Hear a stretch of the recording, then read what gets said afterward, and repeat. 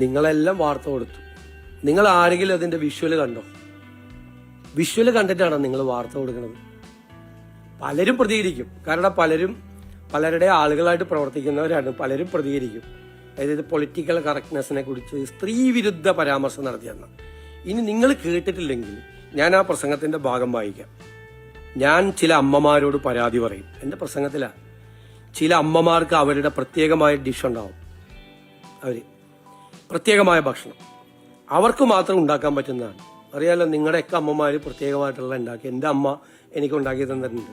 അമ്മ മരിച്ചിട്ട് 27 വർഷമായിട്ടും എൻ്റെ നാവിലെ എൻ്റെ അമ്മ എനിക്ക് ഉണ്ടാക്കി തന്ന ടേസ്റ്റ് എൻ്റെ നാവിലുണ്ട്. ഞാൻ അത് വെച്ചുകൊണ്ടാണ് പറഞ്ഞത്. പക്ഷേ അവരുടെ മക്കൾക്ക് അത് പകർന്നു കൊടുക്കുന്നില്ല.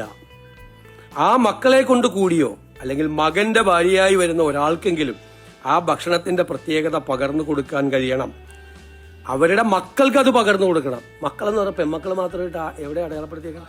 അല്ലല്ലല്ല, കേട്ടോ, നിങ്ങൾ ആദ്യത്തെ സെന്റൻസ് കേൾക്ക്. അവരുടെ മക്കൾക്ക് അത് പകർന്നു കൊടുക്കുന്നില്ല എന്നാണ് പറഞ്ഞത്. ആദ്യത്തെ സെന്റൻസ് അവരുടെ മക്കൾക്ക്. മക്കളെന്ന് പറഞ്ഞാൽ പെൺമക്കൾ മാത്രമാണോ? അല്ലല്ല, മക്കൾക്ക് പകർന്നു കൊടുക്കുന്നില്ല എന്നാണ് പറഞ്ഞത്. അതും കൊടുക്കണം.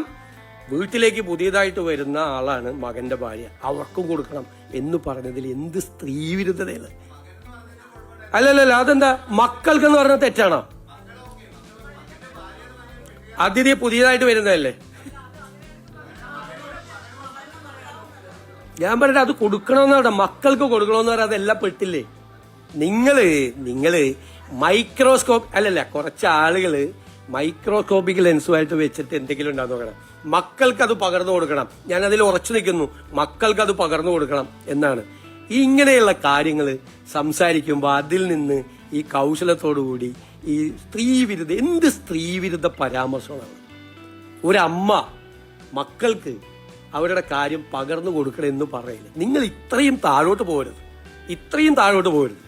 എടാ, നിങ്ങൾക്ക് എന്നെ വിമർശിക്കാനുണ്ടെങ്കിൽ വേറെ എന്തെല്ലാം കാര്യങ്ങളുണ്ട്. ഇല്ലാത്തൊരു കാര്യം ഊതി വീർപ്പിച്ച് ഞാൻ പറയാ നിങ്ങളുടെയൊക്കെ ക്രെഡിബിലിറ്റി പോകും. അല്ലല്ല, വെയിറ്റ്, എന്റെ ക്രെഡിബിലിറ്റി ഒന്നും പോവില്ല. എന്റെ വിശ്വാസ്യതയും എനിക്ക് ഈ നിലപാട്. എന്നിട്ട് പറയാണ് ഞാൻ സ്ത്രീകളെ KSRTC ബസ്സിൽ കയറ്റി 16-ാം നൂറ്റാണ്ടിൽ കൊണ്ട് സ്ത്രീകളെ KSRTC ബസ്സിൽ സൗജന്യം കൊടുത്താണ് കുഴപ്പം. അതെനിക്ക് മനസ്സിലായി. ഞാൻ ഐ ഹാവ് ഓൾറെഡി ആൻസേർഡ്.